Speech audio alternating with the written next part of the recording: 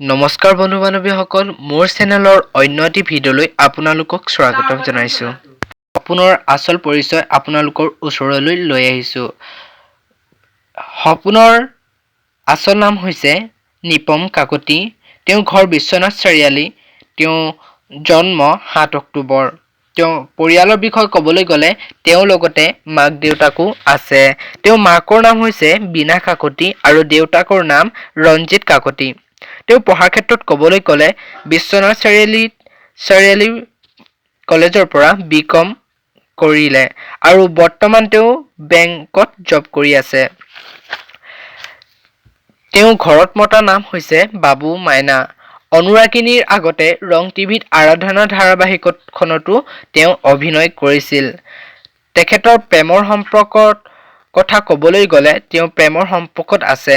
বন্ধুসকল, নিপম কাকতিৰ প্ৰকৃত পৰিচয় আজি ইমানেই আছিল। আপোনালোকে কোনে কোনে নিপম কাকতিৰ অভিনয় চাই ভাল পায় প্লিজ কমেণ্ট বক্সত জনাবলৈ নাপাহৰিব।